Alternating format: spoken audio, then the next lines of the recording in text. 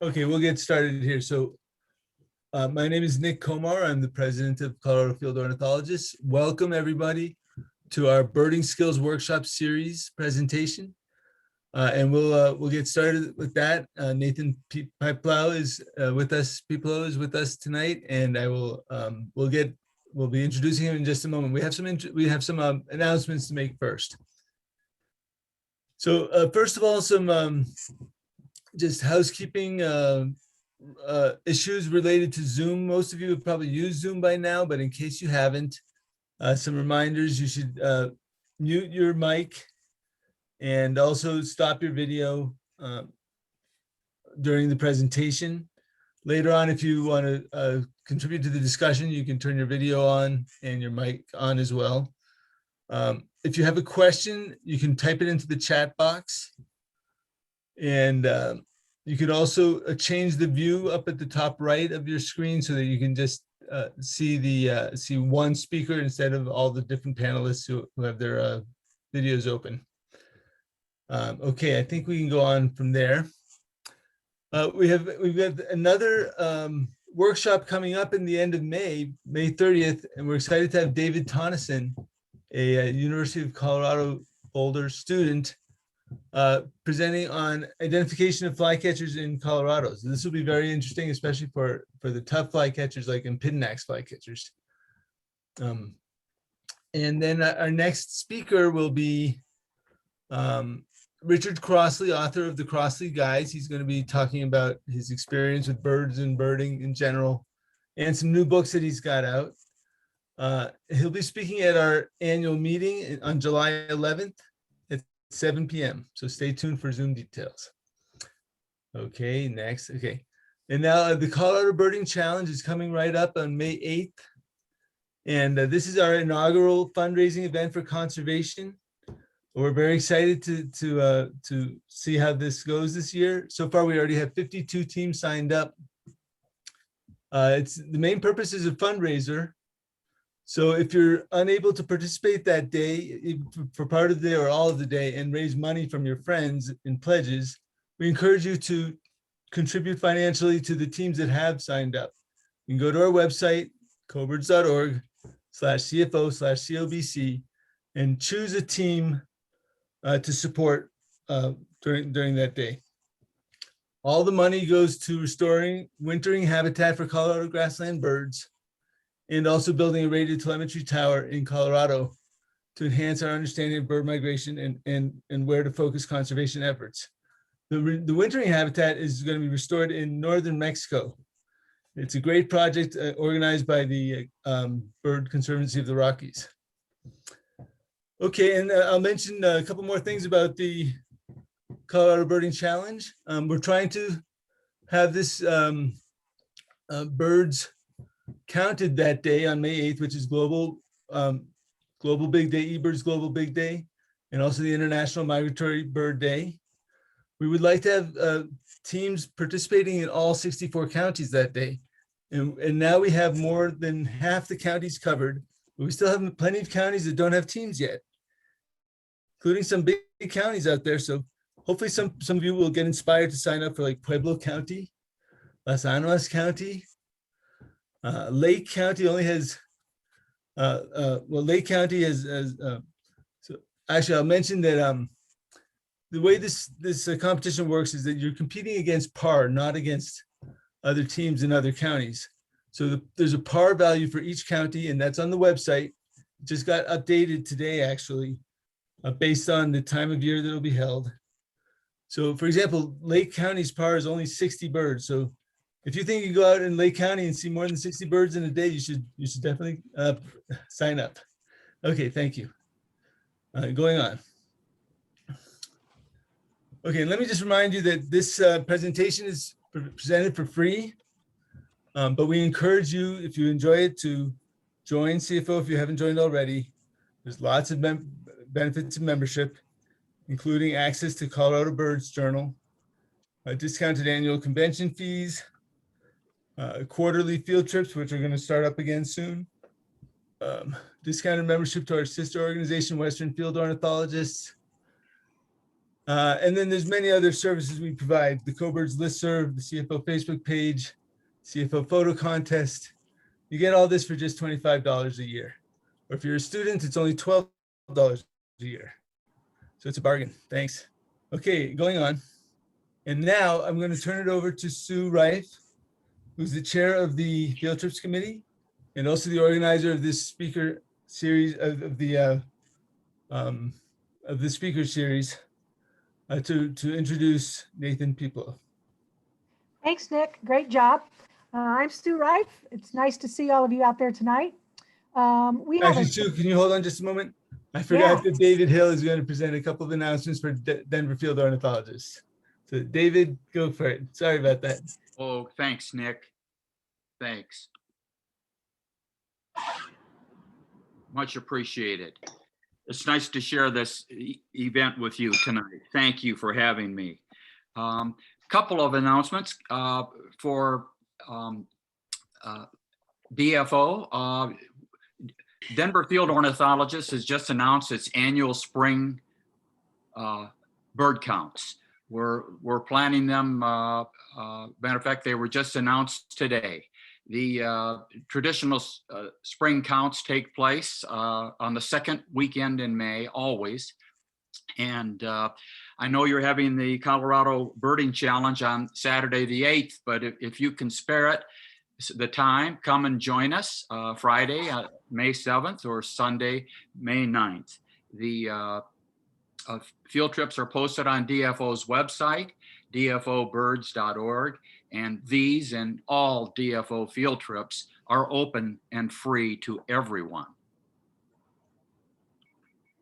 Also, I want to put in a plug for Hawk Watch at Dinosaur Ridge.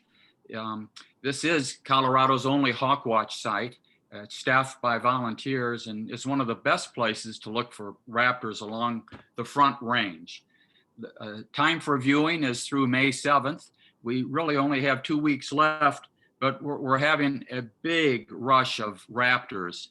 Yesterday, 12 species were observed on the ridge, 179 individuals. Today, the report came back with 10 species of raptors identified, 59 individuals. So it's an opportunity for all skill levels to come up and enjoy, share, and have some fun. If you can't come up for the day, which is normally from 10 a.m. to 4 p.m., just hike up even for an hour or so. Thanks, Nick. Yeah, and let me just add that even though the spring counts are on May 8th, that's fine. The spring counts all over the state on May 8th, and it's actually not a problem to participate in both the spring counts and the Colorado Birding Challenge. All you have to do is register your team name and talk to your friends and family and collect pledges and donations for the species you see during the spring counts or after the spring counts during the rest of the day. All of that can be combined into one project. So we encourage your participation in both. And with that, I'll just mention we already have 129 participants signed up for the count. We've raised over $15,000, I think over $17,000. We're well on our way to $50,000. We hope everybody will participate. Okay, Sue, it's all yours. Thanks. Great. Thanks, David. Thanks, Nick. Hey, Nathan Pieplow is the author of the Peterson Field Guide to Bird Sounds. He published the first one, the Eastern one in 2017 and the Western one in 2019. Guys, these are amazing. Oh my gosh. An avid bird sound recordist and videographer. He is the author of the bird sound blog, earbirding.com. He's a board member of the Bird Conservancy of the Rockies. He's the author of the Colorado Birding Trail and former editor of our journal, Colorado Birds. He did an amazing job with that. He teaches writing and rhetoric at the University of Colorado in Boulder. Ladies and gentlemen, the big buff, Nathan Pieplow. Take it away, Nathan. Thank you so much to Sue and Nick and all of CFO. Let's see if I can share my screen here.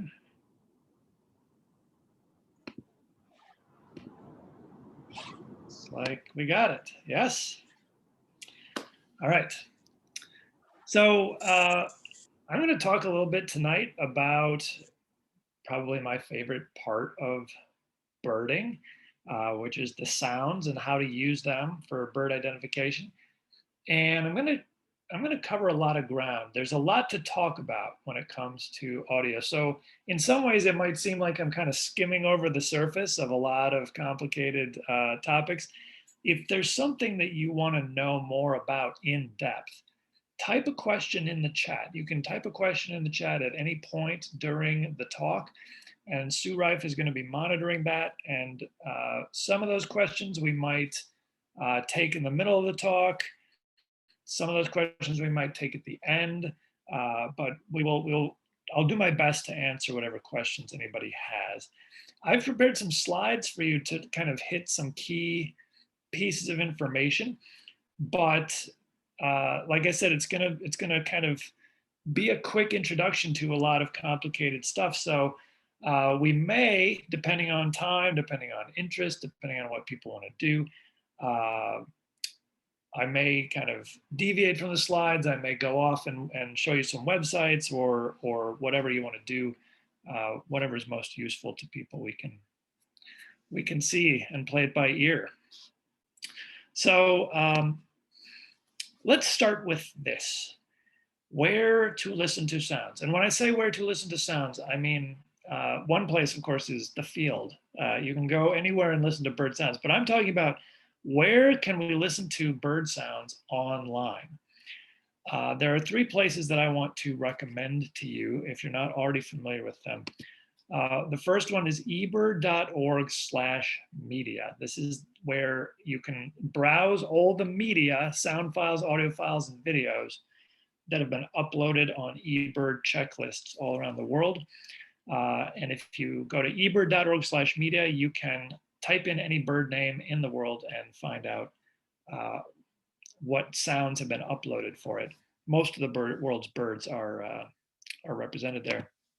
Another fantastic website is xenocanto.org with a hyphen in the middle, and a kind of an odd spelling.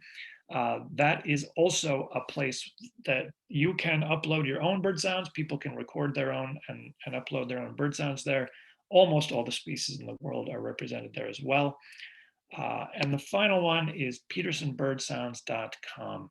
And that's the website that actually has the audio that accompanies my field guides, the Peterson field guides to bird sounds that Sue held up on screen a couple minutes ago. So each of these websites has its own strengths. eBird has the most sounds. Xenocanto has sounds that are, has almost as many sounds as eBird, but it's easier to search in many ways. And it also has the highlight sounds. So it has edited sounds that are shorter and usually kind of contain the most important pieces of the recording. So quality might be better depending on what you find on Xenocanto. And then petersonbirdsounds.com is only for North America. The other 2 are worldwide. But for North America, Peterson Bird Sounds, if I do say so myself, is the most complete and best curated collection of bird sounds ever put together for North America. So you don't have to do much searching there. There's 3 or 4 good examples of each sound that each bird makes on petersonbirdsounds.com. I also want to talk about why you should probably record birds yourself if you don't already. There are a whole bunch of good reasons to record birds. One is that it helps you learn sounds, and sounds are super important for identification. There are lots of things you can do to learn sounds. You can take classes, you can, buy books, you can get apps that will train you or quiz you.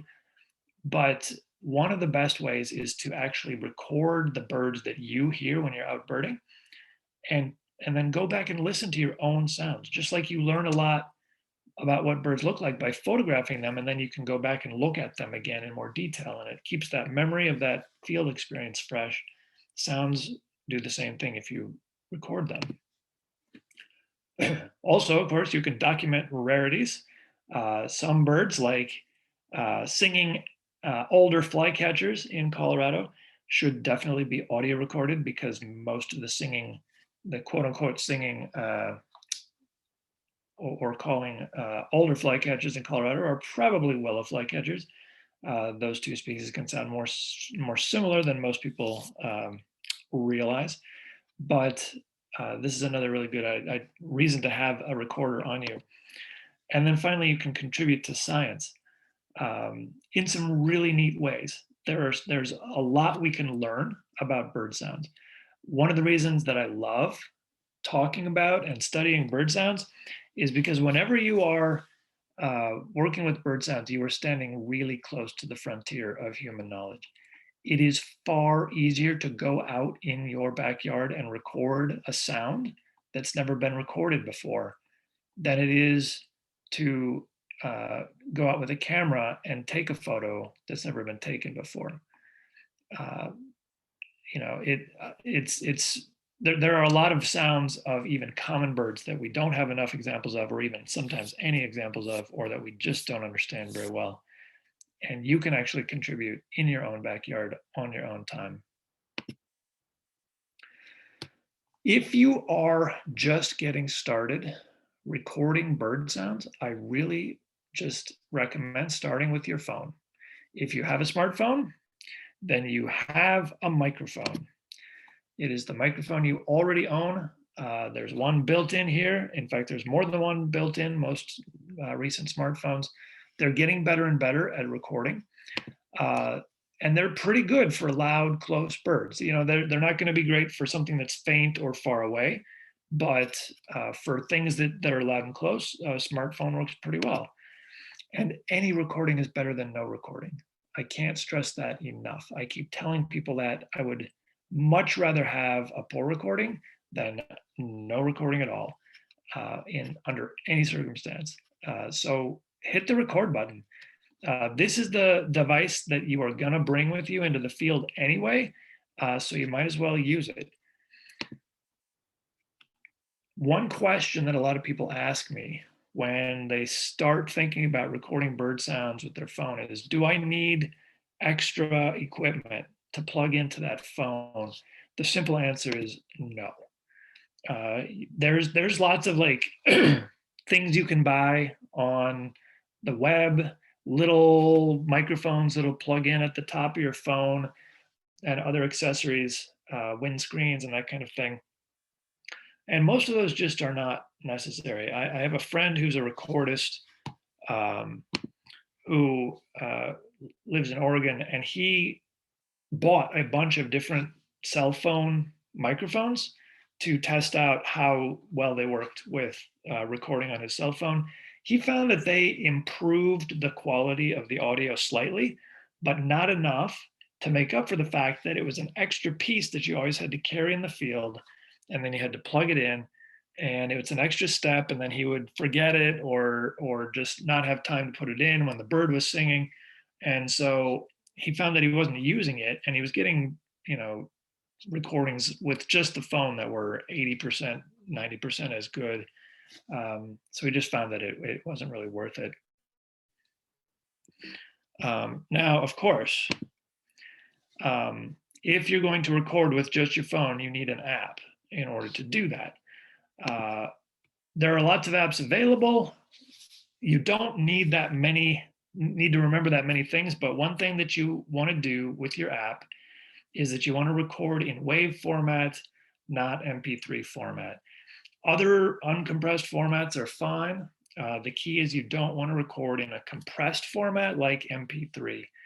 MP3 and other compressed formats, they make the file size smaller by leaving out parts of the data.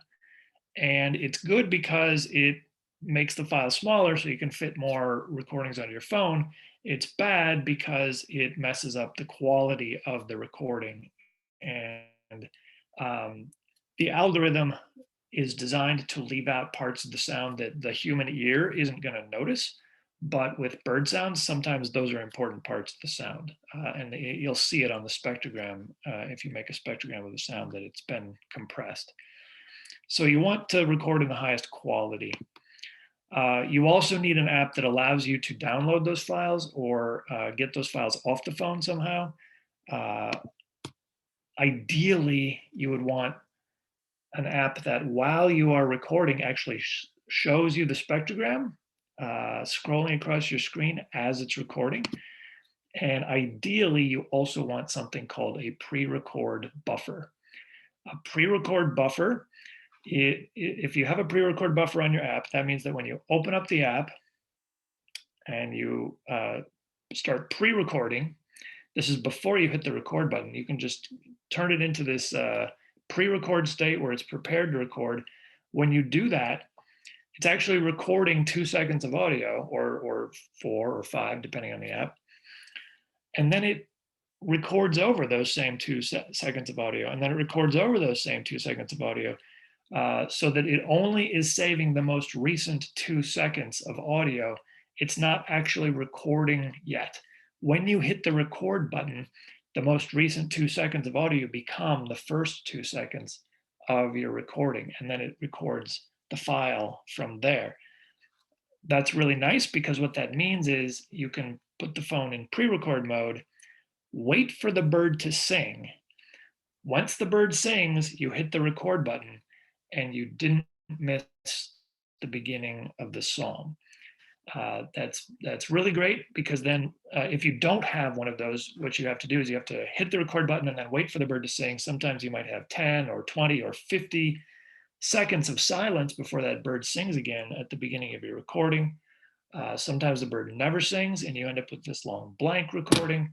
And those are annoying to deal with when you want to come back and try to deal with your files later. Now, all of these features are available in free apps these days. And here are some apps that have some of these features. If you have an iPhone and you just want to use the built-in voice memos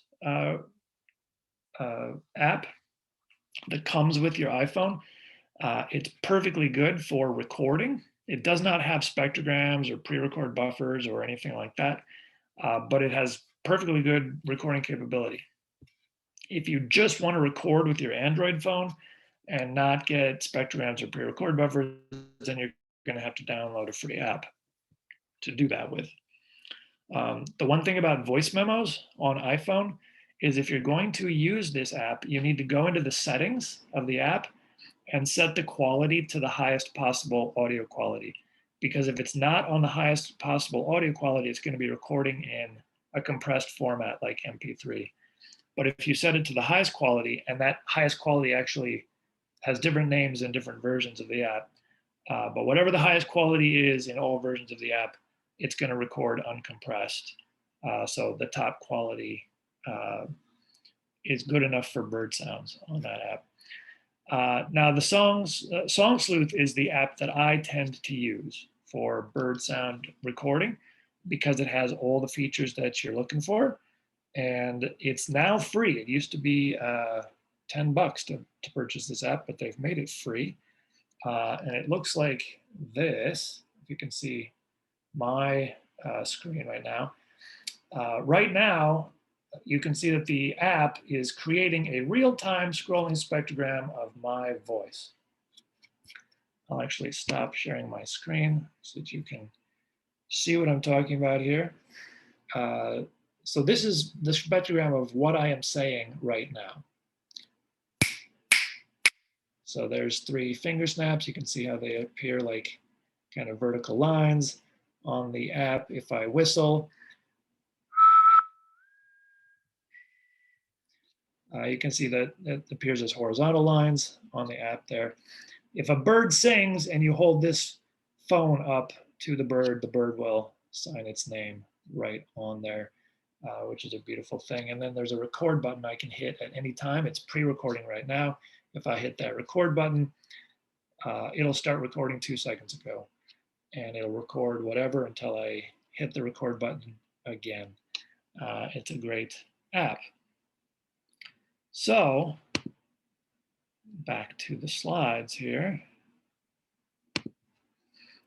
Song Sleuth is the one that I recommend. It is not an app that I am affiliated with. It's actually an app that David Sibley is affiliated with.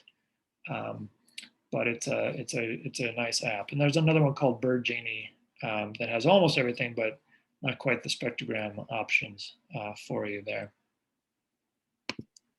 Hey, Nathan, Yes. there's a question about Song Sleuth from Catherine. What does it mean? And what should I do when Song Sleuth keeps stopping in the middle or sometime during the recording?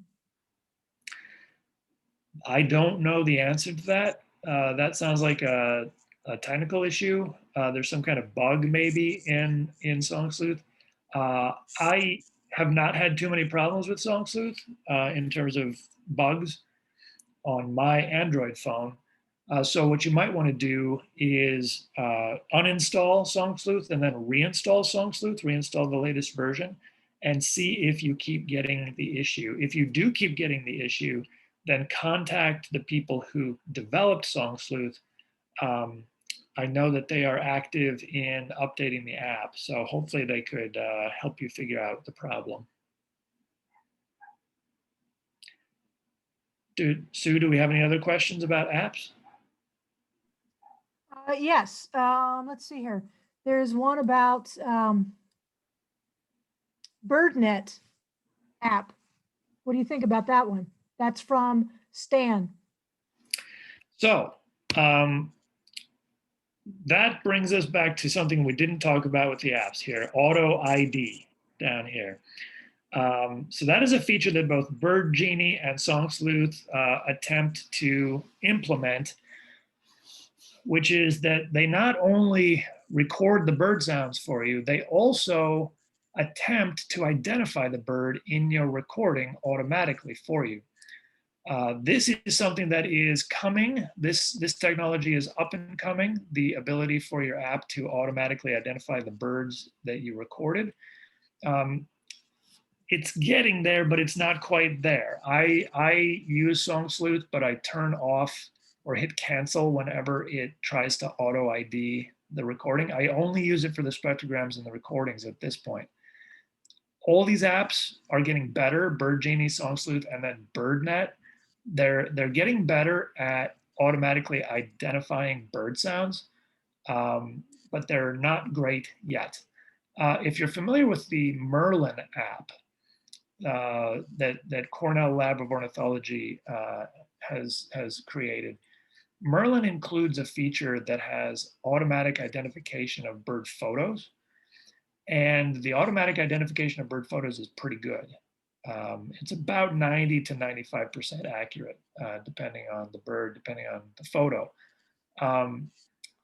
Audio ID is not quite there. That BirdNet app is also coming out of Cornell, and it's supposed to be the best auto ID that's currently available, I believe. Merlin is on its way to incorporating automatic recognition of sounds. That's coming up relatively soon, and I think if I'm not mistaken, I think it runs on the BirdNet engine. So the automatic identification of sounds is coming, and it is getting better all the time. Right now, I don't tend to use it because it's not quite good enough for me. It's going to give me wrong identifications more often than I am comfortable with. One of the ways that auto ID is going to get better is if everybody uploads their sounds. So if you upload your sounds to Song Sleuth and use the auto ID feature there, you are helping Song Sleuth get better. If you do it on Bird Genie, you are helping Bird Genie get better. If you do it on BirdNet, you are helping BirdNet get better. If you do it on eBird, you are helping BirdNet and Merlin get better at identifying sounds automatically. There's another app question here, Nathan. How Yeah. about Rode, RODE recording app? It's a $35 app. What are the pros and cons of that? And that's from Nick Komar. That is one I don't know. I'm not quite sure Not quite sure why you would need to pay $35 for a recording app. I'm guessing that it's because it allows you to do other kinds of recording controls like mixing and things like that, or advanced control of gain or levels, which is probably going to be more useful to you if you're like recording music or something like that, as opposed to recording natural sounds. When you're recording natural sounds, what you mostly care about is your microphone and your ability to amplify certain sounds in of certain birds that are farther away from you. That's a bit of a simplification, but I'm guessing that any app that costs $35 for recording is probably geared toward a different audience than birders and has a bunch of features that probably birders don't need. I'll just go out on a limb and say that without being familiar with that app at all. Okay, and then there's Audacity, excuse me. What do you know or think about that one? So That's from Captain. Audacity is different, and we're going to talk about that a little bit later. Okay. Audacity is good. It's a free program. It does not run on your phone. It only runs on your computer. It's the way that you're going to edit these sounds after you record them, if you want to edit them. So we'll talk about that in a little bit. Good questions. Any other questions about apps? Nope, that's it for now. Thank you. All right. So I do want to address the question of what if I want to level up, right? What if I want to record bird sounds with something more than just my phone? What if I decide that I'm going to get serious about this? I might want to spend some money on this, you know. If so, the easiest way, the next level up from your phone, is to still use your phone, but now plug an actual shotgun microphone into it. And a good shotgun microphone probably is going to run you $300 and up, depending on your connection to your phone. You're going to need a shotgun mic with a shock mount, a windscreen, and battery power, because your phone does not supply power to the microphone the way some recorders do. And here's a website that I strongly recommend to anyone who wants to get into recording on a level above the phone. MacaulayLibrary.org/resources. The resources page on the Macaulay Library website contains a whole bunch of links and updated pages talking about different kinds of recording equipment, specifically for recording birds and other animals. What kind of microphones, what kind of recorders. It lays out a bunch of different options for you. And then you can figure out kind of what would be in your price range and what would kind of fit best with the kind of recording you want to do. So that is MacaulayLibrary.org/resources. It's a great place for you to figure out about basically everything we're going to talk about tonight. You can get the Cornell Laboratory of Ornithology's advice on everything we're going to talk about tonight right there at MacaulayLibrary.org/resources. I've mentioned spectrograms a little bit so far today. I showed you some scrolling spectrograms on my phone a minute ago. And spectrograms are a computer-generated graph of a sound. And why do we need to draw pictures of sounds? Well, it makes the sounds much easier to understand and much easier to identify and deal with. Bonus points to anyone who can identify the bird song that is on that phone right there, just from the spectrogram. You can type your answers in the chat. One of the things that I like to say about spectrograms is that if you start making spectrograms and looking at spectrograms of sounds that you have recorded or sounds that you're listening to, you can actually let your eyes train your ears, because the information you see on a spectrogram is the same information that hits your ear. In fact, there might be more information on the screen than there is that hits your ear, depending on your ears. So you can see details in the sound that you might not have heard the first time you listened to the sound. But here's the great thing. Once you see those details, and then you go back and listen to the sound again, you can start to hear many of them. You didn't notice them before, but then once the picture shows you that they're there, then you start to hear them. And it actually makes you a better listener. And that's what I mean when I say, let your eyes train your ears. It makes identification easier in many, many cases, again, because of some of those details that sometimes are subtle to the ear, but more obvious to the eye. I have high-pitched hearing loss, unfortunately. I got my first set of hearing aids last summer. They're not super. They're unfortunately, when it comes to birds, they only make up about a quarter of my hearing deficit. I have trouble hearing high-pitched birds even when my hearing aids are in. I have trouble hearing the entire sound. I can often tell that a bird is singing, but I can't quite put together all the notes. Sometimes I can whip out my phone and get the spectrogram going, and my phone has better ears than I do, and the bird will draw its whole song on there. Sometimes I'm listening to something and it's maybe a little far away, and I'm like, I don't know, is that a leisurely bunting or is that a yellow warbler? And then I get the spectrogram out, look at it, and I'm like, oh, definitely yellow warbler. No question there. Because those two birds are pretty easy to tell apart on the spectrogram, even though they can sometimes be confusing to the ear. And of course, most of us are more visual than we are auditory. And so being able to engage your visual sense in identifying sounds is really useful. I will also point out that when you hold up your spectrogram, make that recording on Song Sleuth or another app, you can then go back and listen to that recording later. You can look at the spectrogram later. You can literally take a picture of a bird sound. And if you have the Peterson Field Guide to bird sounds, which is a spectrographic field guide, then it's matching a picture to identify a sound. That's how field guides have always worked. So it's technology can really help us with that. This is auto ID. This is what I was talking about before. It doesn't work very well yet.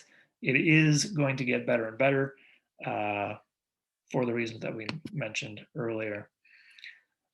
Some best practices for recording bird sounds. Don't forget to say what bird that was. Oh, right. Let's go back and talk about what bird that is. Let's see what guesses are in the chat. We have some people excited about, did they get it right or not? So I see guesses of spotted towhee. Actually, more than one person guessed spotted towhee, and one person guessed black-throated green warbler. And that was our president, Nick Komar. And it is a hint that the bird that you see in this presentation is, in fact, a black-throated green warbler, and it is the same song right there. So that's the one of the two song types of black-throated green warbler. Z, Z, Z, Z, Z, Z, Z is the one that you're seeing right there. And it's very buzzy, which is why it has that up and down squiggly shape on 4 out of the 5 notes. It's a little bit hard to see because I don't think it should be higher up. I don't think this is quite to scale. It should be higher off the baseline. It's a higher pitched song than is being represented there. But this is, you can't have everything in a PowerPoint image. So congratulations to Nick for identifying a bird sound from its spectrogram. That is, I remember the first time I identified a bird sound from spectrogram, and I was very proud of myself, and I hope Nick's proud of himself as well. Best practices for recording. Get close to the bird. This is the #1 piece of advice. If you close half the distance to a singing bird, then your recording is going to be twice as loud. And then if you close half the distance again, you're going to double the volume again. So the number one way to get a good recording of a bird is to be close to the bird. That's just fundamental and basic. Number two is to minimize background sound. Talking, walking, traffic. You don't want to be next to a busy highway, ideally. You don't want to be next to a rushing river, ideally. If there are people with you, they are going to make noise. Even if they're not talking, if they're moving, they're going to make noise, and you shouldn't probably be moving either. The wind is a huge source of noise, especially in Colorado where it gets really windy. The wind blows the leaves of the trees, and things can get really difficult to hear the birds if there's a lot of sound. Plus the wind can blow on the microphone, and make that sound too, depending on whether you have a windscreen or not. And then the Cornell Lab asks that if you upload a recording to eBird, that it be at least 30 seconds long.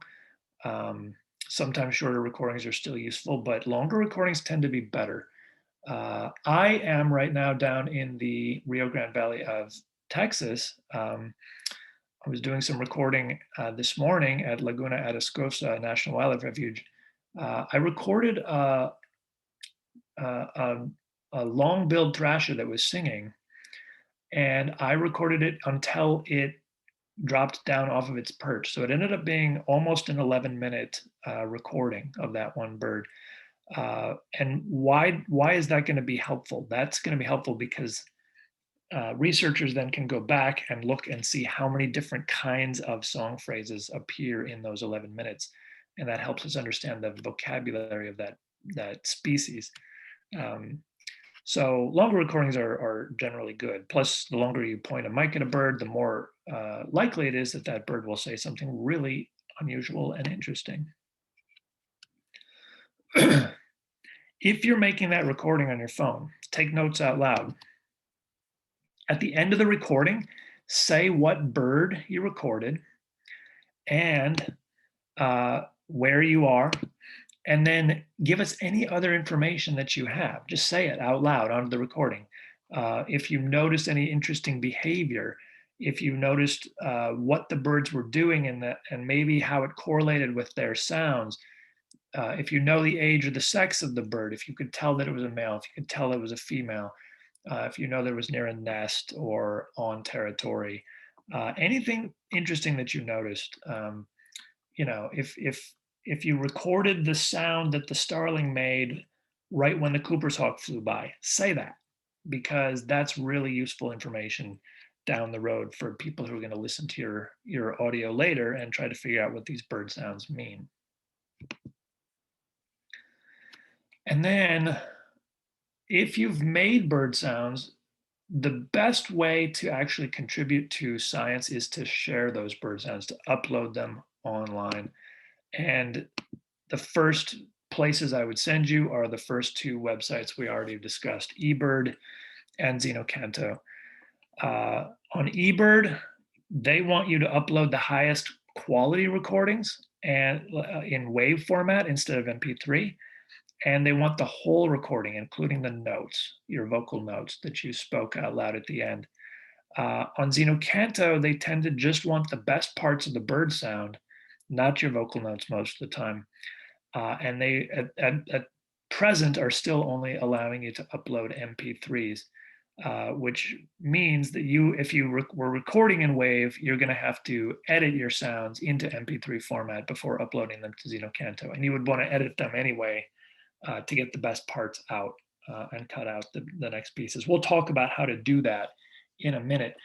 Many people upload to both, and there's no reason not to. You can upload your sounds to both places. They're useful in different ways. eBird makes your recordings available to a huge number of researchers. So does Xenocanto. I myself have used both of these archives And in fact, a lot of people use both of these archives in bird sound research. So one study often will start by going to both of these websites and pulling out all the sounds they can for a particular species. But Zeno Canto is really, really useful for like if you're doing research for going on a trip, because people have edited down the best parts, smaller sounds. You can download them from Zeno Canto if you want to use them on your own phone or whatever. So it's useful to use both of these resources and support them both. That brings us to how to edit sounds. And both eBird and Zeno Canto ask that you do at least some mild editing on most of your sounds before you upload them. The number one way to do this is to use Audacity, which is a free app, but it's, like I said, it's a desktop or laptop app, not a phone app, as far as I know. There's no phone version of it yet. It is a free app. Last I knew, you still had to jump through some hoops to get the MP3 functionality in Audacity, but it is, you can follow the instructions online and get the proper plugins or whatever and get it all ready to go. There are plenty of other sound editing programs out there that are fancier, and many of them are very expensive. And if you are serious about doing a lot of sound editing, maybe you want to spring for one of those. I use Adobe Audition myself for most of my sound editing, but Audacity will do almost anything that any other sound editing program will do, and it'll do it for free. When you are editing, and I'm not gonna give you a tutorial on Audacity tonight, but I'm gonna give you some guidelines to go by. The first basic guideline is that less editing tends to be better. Like I said, both eBird and Zeno Canto, if you're going to upload your sounds, they would prefer that you do at least some mild editing, but don't mess with the sound too much. Try to keep it closer to its natural state. That's generally going to be better. Having said that, mild high pass filtering is okay. And for those of you who don't know what that is, a high pass filter is a type of filter you can use when you're editing a sound to take out low pitched sounds. It's like turning down the volume, but only on the low pitched part of your recording.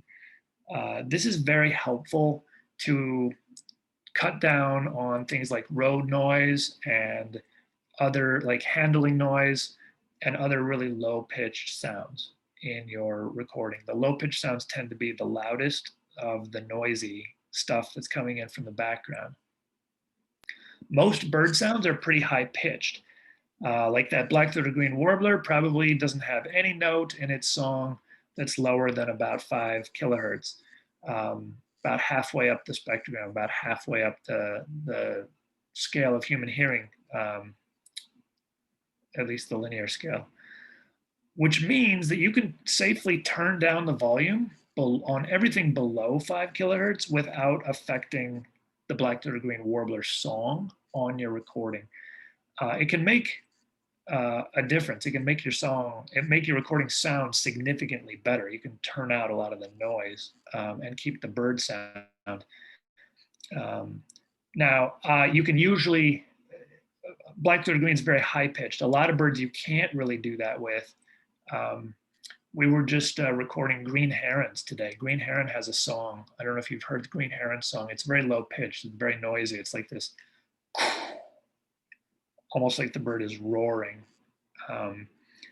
And that's a tough one to do high-pass filtering on because the pitch is so low that you can't get under it very easily. There's very little that's lower than the bird sound, so you can't turn down the low volumes without the low frequencies without messing with the sound that you're trying to record. Nathan, quick question. Yes. Does Raven provide any audio editing? Raven does provide audio editing. It's not great for audio editing. In particular, it's not great for that high pass filtering.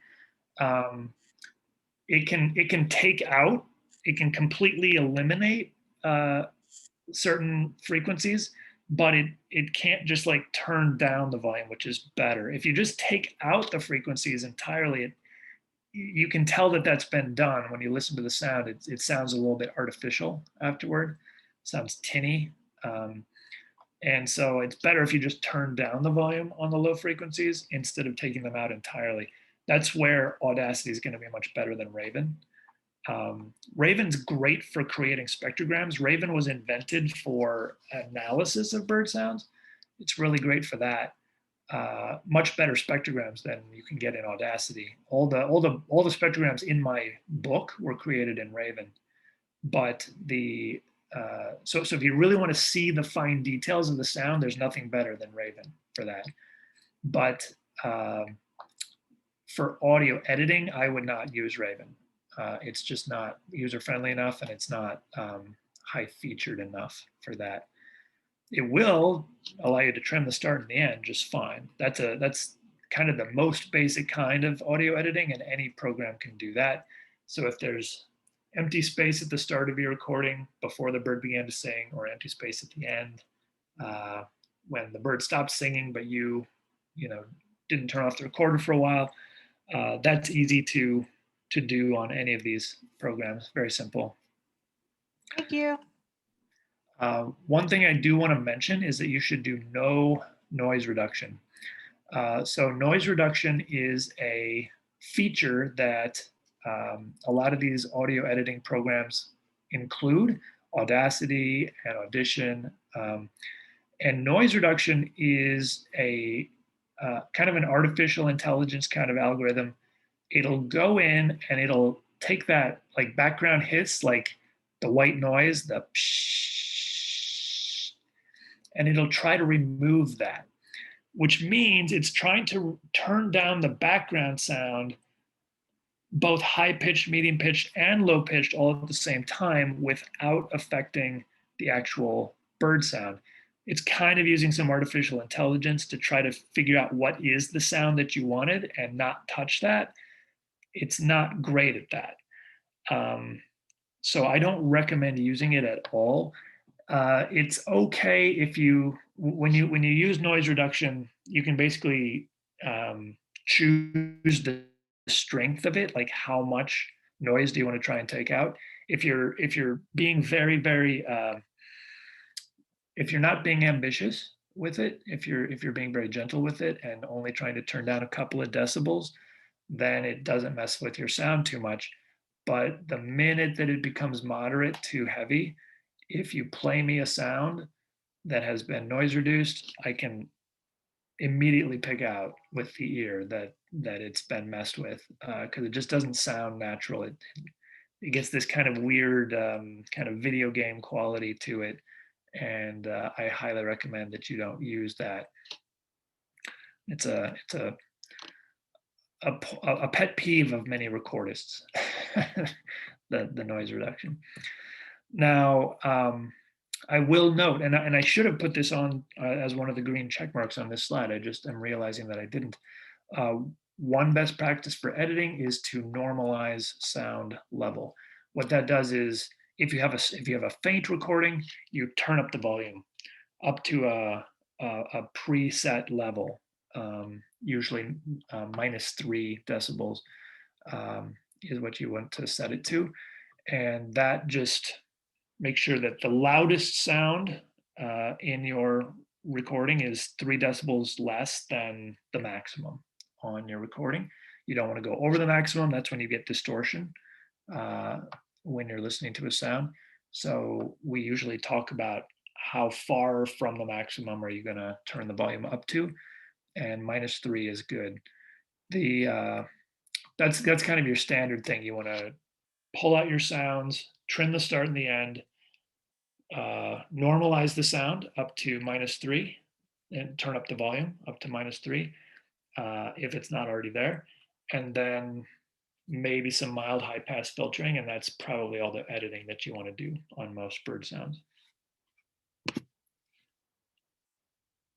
Now, we can talk about the the technological side of using audio all night. And what I can do here in a minute is I can demonstrate some apps for you. I can demonstrate some websites for you. If you want, I can pull out Audacity and show you how it works. Although it was not my intent to, like I said, run an Audacity webinar here. But one of the questions that came up as that people wanted to talk about with using audio is how to use playback appropriately in the field. Because not only do a lot of us listen to bird sounds, not only do hopefully more of us record bird sounds, but a lot of us actually bring bird sounds with us into the field and then use them to play back to birds, to get those birds to show themselves or to sing back to us or to come closer. And there are concerns that some people have with using playback. And so I'm not going to tell you, that you should or you shouldn't use playback necessarily, but I will ask you 5 questions. I will ask you to consider these 5 questions before you use audio playback in the field to try to get a bird riled up or bring it closer. One is, what am I trying to do? Why do I want to use playback? What am I trying to accomplish? And can I accomplish that purpose without using playback? There might be birds where your goal is to get a photograph and you're just not going to get that photograph unless that bird comes in close. That's a purpose where you might not get that purpose achieved without playback. But if your goal was to hear the bird, maybe you should just wait and see if it's going to sing as opposed to trying to make it sing. Is it legal at this site? Many places do not allow playback, including national parks, national wildlife refuges, Cave Creek Canyon in southern Arizona. In fact, many of the most famous birding spots that you might go to don't allow playback. So know the rules and regulations where you are before you pull out playback. And then one of the things I want you to consider is how often would this individual bird or these individual birds be likely to hear playback? If the answer is more than probably 1 or 2 times in a season, then I would probably recommend that you refrain. If you're tracking down a bird in the middle of Colorado that probably is not going to be visited by other birders in this year, then I don't think there's probably much problem playing back to that bird. You are going to disturb a bird by playing back to it, by simulating a territorial challenge or simulating some other situation that the bird has to respond to. So you're bringing the bird out of its normal daily routine that it needs to follow in order to stay alive. Now, you're also doing that if you're walking through the forest, right, with binoculars. You're also disturbing the birds. If you just show up near the birds, they pay attention to humans. They're going to react to humans. I don't think there's much problem with using playback sparingly on birds that don't hear it very often. But if there's that rarity, like that Mexican whippoorwill that showed up in Fremont County last summer, that's a bird that I would recommend not playing back to, because it's probably the only Mexican whippoorwill that people know about in Colorado, and a lot of people are going to want to hear that bird. Luckily, I think that bird was pretty vocal and not very many people needed to use playback to hear it. But that's a classic example of a bird that has high potential to be very disturbed to a detrimental degree to that individual if people are coming and playing back to it every night. And this is another one that a lot of people don't think about. Would playback disturb other people? And by other people, we usually mean other birders, right? So some people have different ideas about what's appropriate. And if you're in a group, or if there's another group of birders and they're also there and they're also trying to find the same bird, don't just barge in there and be the person who plays back to the bird. Get consensus from the group before you do that. Make sure that everybody's okay with that. And then this is important. I don't know the answer to how loud is too loud and how long is too long. I would just say be appropriate with this. Don't play the bird sound too much louder than the bird would sing it itself, and probably don't play it for too long. If you have a bird that has come in response to playback, sometimes the temptation is to keep playing and keep playing and keep playing and try to get that bird even more riled up and even more riled up and even closer so you can get that photo or that audio recording. I would recommend against doing that too much, because you are taking that bird out of its daily routine, and that, like I said, that it needs to do in order to survive. So that is what I wanted to talk about tonight. And now we can talk about any questions that you may have, and we can kind of take the talk in a different direction or tailor it to what you have questions about. There's a couple questions. Nathan, first of all, fantastic job so far. Wow, I learned a ton. Charles asked, in Audacity, is spectral delete a high pass filter or a noise reduction tool? I don't know what spectral delete is. I've not heard of that before. I would have to Google that to find out. So I don't know the answer. I'm not, like I said, I use a different program for most of my audio editing. I use Adobe Audition, which I had to pay for, and it's actually a subscription that I have to pay for, and it's more expensive. But for my purposes, as somebody who does this more professionally, it's useful. Therefore, I'm not intimately familiar with Audacity. I have used Audacity a fair amount. I know the basics about Audacity, but I'm more familiar with other programs. Okay, another question. This one's from Robert. Are there any Colorado species and or populations for whom audiophiles are lacking and could benefit from additional sampling? Yes, all of them. That's a nice, easy question. That's a nice, All easy right, question. excellent. Let me just give you an example here. Now, many of you know Bob Reiter. Bob Reiter was the first person in the world to get an audio recording of Black Swift in the early 90s in Ouray. That bird had never been recorded until Bob recorded it in, I think, 1992. So Black Swift is a bird that has still not been recorded that much. I've recorded it several times in Colorado. Other people have recorded it now a bunch of times in Colorado and elsewhere. But I would say the grand total number of Black Swift recordings in the world is still less than 100. And so we don't necessarily know all the sounds that Black Swift makes. That's just a great example. And when I say less than 100, I mean probably seriously less than 100. Like, but I haven't checked eBird recently to see how many people have recorded Black Swift recently. But another under-recorded species is American robin, and not only is it under-recorded, but it's very poorly understood. We don't understand why robin song takes the form that it takes. There are many unanswered questions about robin song. Another bird that is seriously under-recorded is brown thrasher. In my other talk that I give when I am plugging my book, I talk about how brown thrasher has the largest vocabulary out of any bird that we know of so far.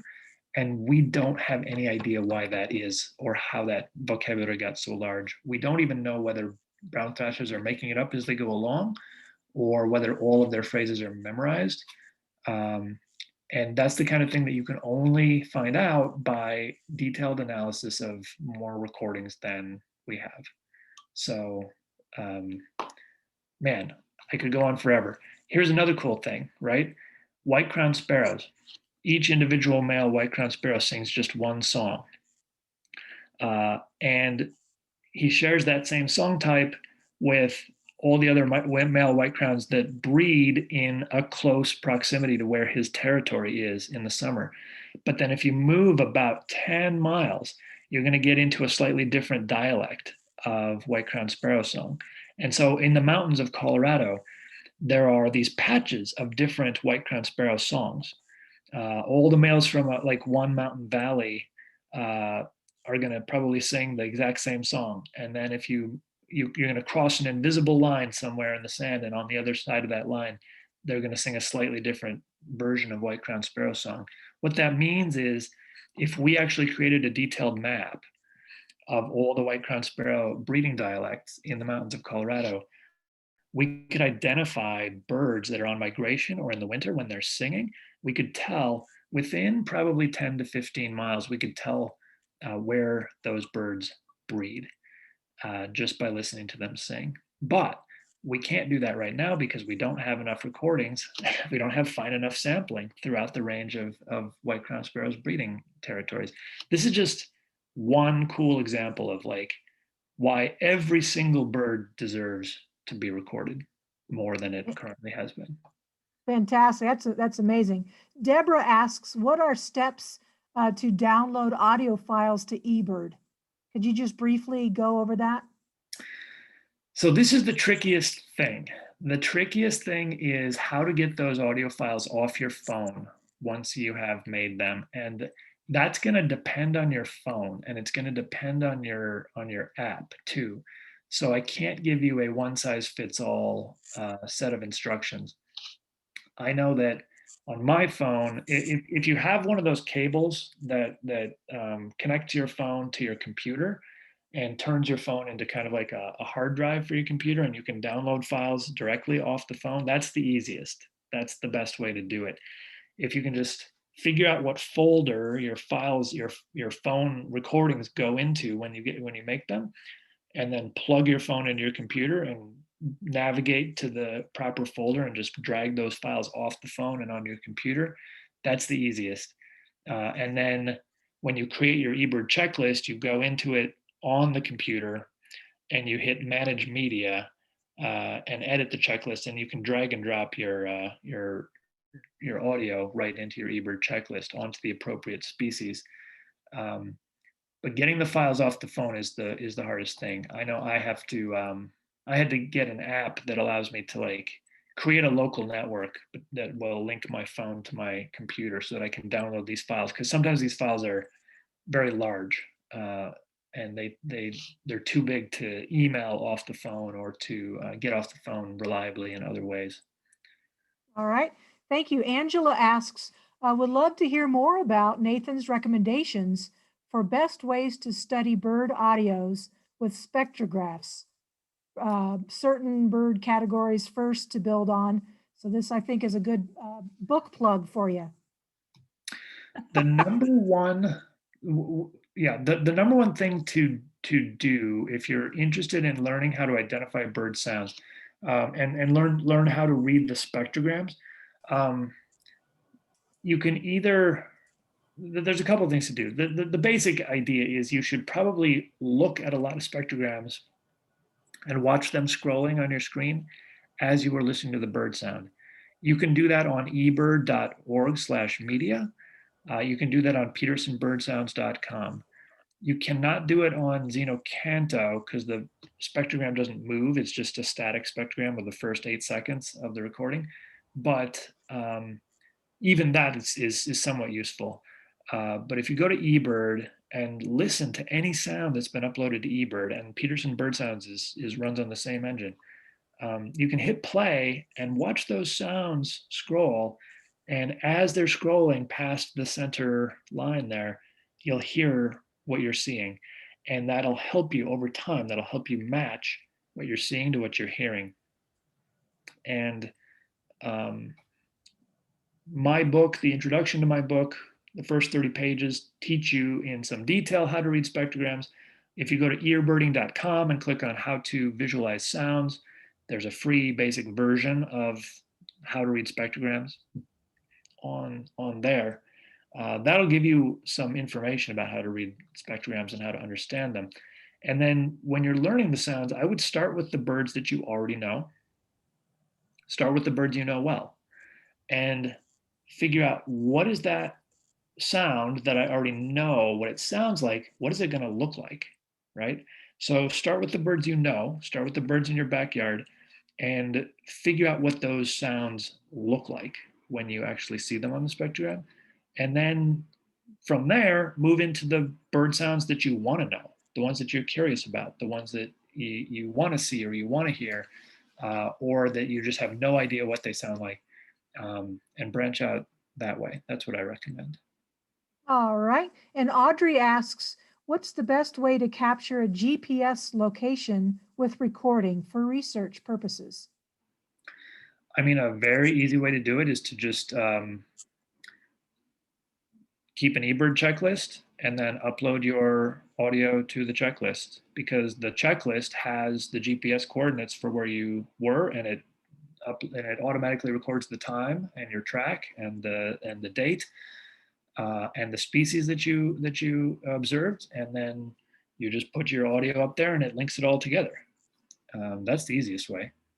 All right. Via email, Claire asks, what are the best courses for learning bird songs? Do you have any top favorites? Well, when you're talking about learning bird sounds, I'm guessing you mean memorizing bird sounds. And bird sounds is when I teach bird sounds, I do not teach memorization. I teach a different approach. I teach an analytic approach instead of a memorization approach. Most bird song classes teach some version of memorization. I know that Allison Condler is here with us tonight, and she teaches bird sound talks that use mnemonics to help you remember bird sounds, which is a really valuable approach. And then there are apps like Larkwire that will quiz you on bird sounds. It'll teach you like 4 at a time, and then when you've mastered those, it'll teach you a couple new ones, and then it'll practice the old ones and then introduce new ones.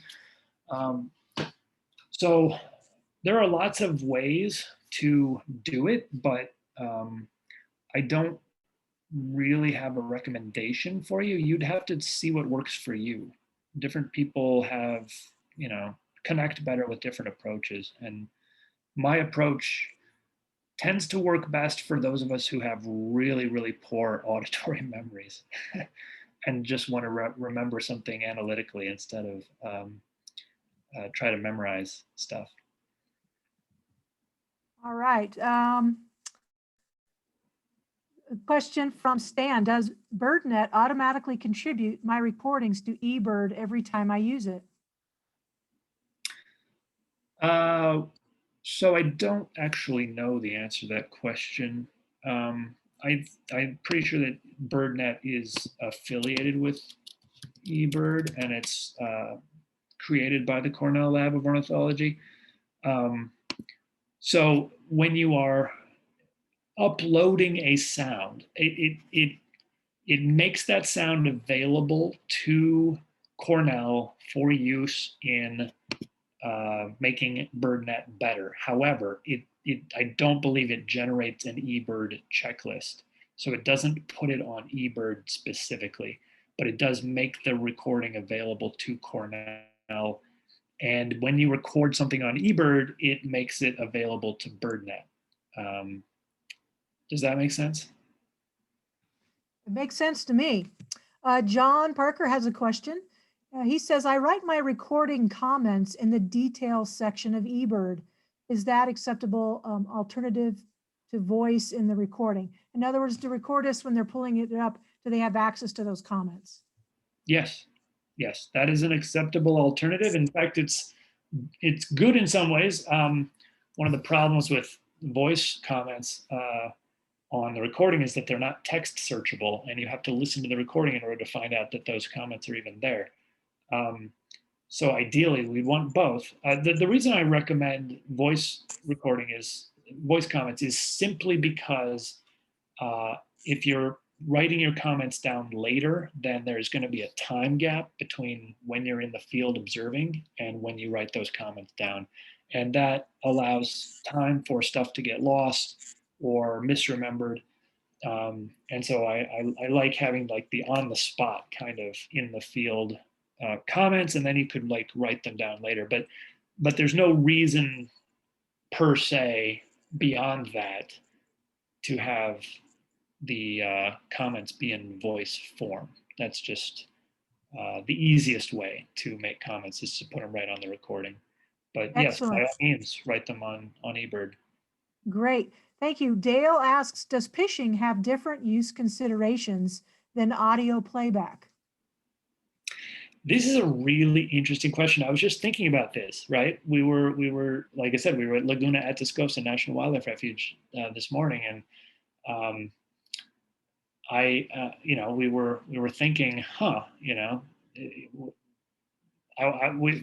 friend Andrew and I were there, and we split up and went different directions. But Andrew thought he heard a ferruginous pygmy owl this morning, which is a rare species and one I've never encountered in the United States. I would have liked to encounter it, but that species normally is extremely responsive to playback, but it's endangered in Texas, and you're not allowed to use playback on the National Wildlife Refuge. And so Andrew didn't use playback, but as a result, he wasn't able to confirm whether it was actually a ferruginous pygmy owl or not. It was too far away. He wasn't sure, and didn't dare use playback.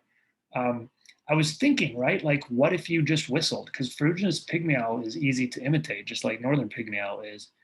You can just whistle the sound, and then you're technically not in violation of the regulations on the National Wildlife Refuge, but you're kind of maybe violating the spirit of the law.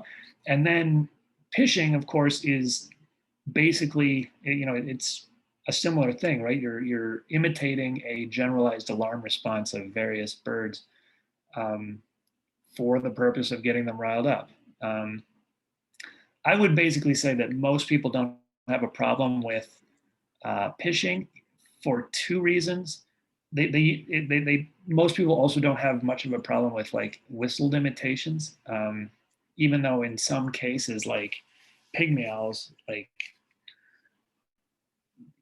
most people can whistle a pygmy owl that's just about as good as a real pygmy owl, and the birds don't make that much of a distinction between you and the recording, so they're going to respond strongly. So I would say that the same ethics apply to that. Pishing riles up birds for short periods. It usually they tend to lose interest quickly once they realize there's no actual predator that's being mobbed. So that may not have the same kind of harmful effect, but I'm not certain. I guess I would say the same ethics probably apply to pishing and whistled imitations. Excellent. We've got one more question. It's from Jeff. What about recording when multiple birds are vocalizing over each other? Is that not very useful, or should you just wait until the bird is singing by itself? What's your thought on that? There are different kinds of recordings that people make for different purposes. So some of what I've been talking about tonight, a lot of what I've been talking about tonight is recordings of individual species where you've isolated one particular bird.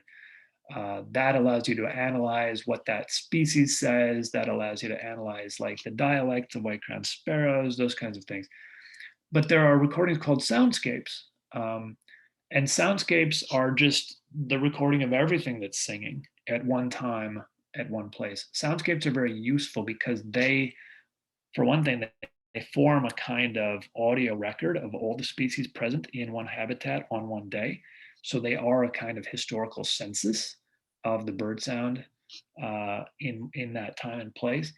And sometimes you want that kind of recording, right? That kind of recording is what you want to be the background of the exhibit, the nature exhibit at the nature center or at the museum. That kind of background might be something that somebody might want to use in a podcast, or something that they might want to use in a movie soundtrack, to capture the ambiance of a time or a place. So there are lots of uses for different kinds of recordings. Most of what I've been talking about is making certain assumptions about isolating bird sounds, but that's not the way that everybody operates. Zeno Canto actually allows you now to upload soundscapes, not just recordings of individual species. Well, Nathan, on behalf of the board, we want to thank you for a fantastic talk tonight. It will be posted on our Facebook page, or excuse me, our YouTube channel coming up. And folks, if you haven't had a chance to look at his books, they are phenomenal. Get the Western one first, since we're in the West. You won't be disappointed. It's just terrific. Nathan, we can't thank you enough. You're the man of the hour, man. Thank you so very much. Thank you, everybody. All right, everybody. Well, thanks so much, and happy spring. We'll see you out in the field, and don't forget to sign up on May 8th. See you soon. Bye-bye.